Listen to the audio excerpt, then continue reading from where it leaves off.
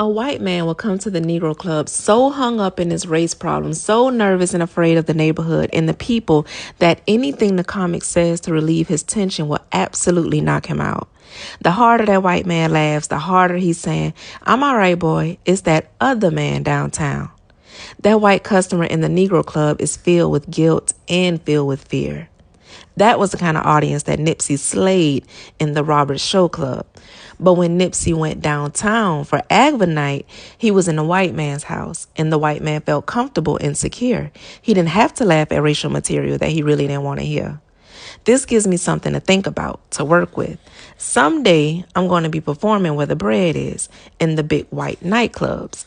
I got to hit them fast before they can think, just the way I hit those kids back in St. Louis who picked on me because I was raggedy and had no daddy.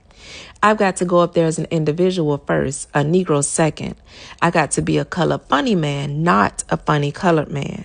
I've got to act like a star who isn't sorry for himself. That way, they can't feel sorry for me. I got to make jokes about myself before I can make jokes about them in their society. That way, they can't hate me. Comedy is just friendly relations. Just my luck, bought a suit with 2 pair of pants today. Burn a hole in the jacket. That's making fun of yourself. They asked me to buy a lifetime membership in the NAACP. I told them I'd buy a week at a time.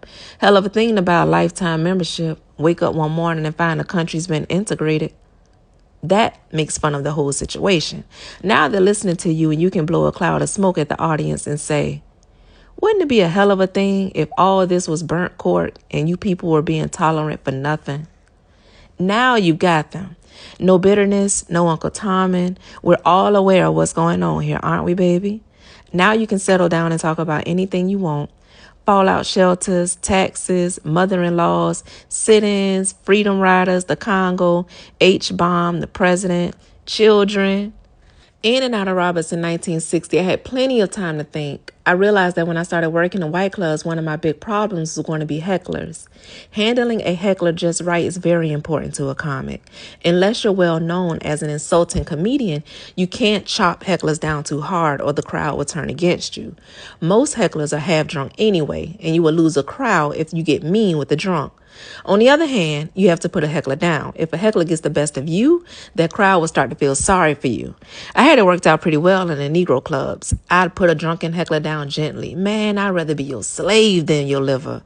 And that would go even better in a white club. Whenever I got a vicious heckler, I could say something like, now, how would you like it if I come to your job and kick the shovel out of your hand? That would work fine, too. But someday, somewhere, I'd be in a white club and somebody would get up and call me a nigger.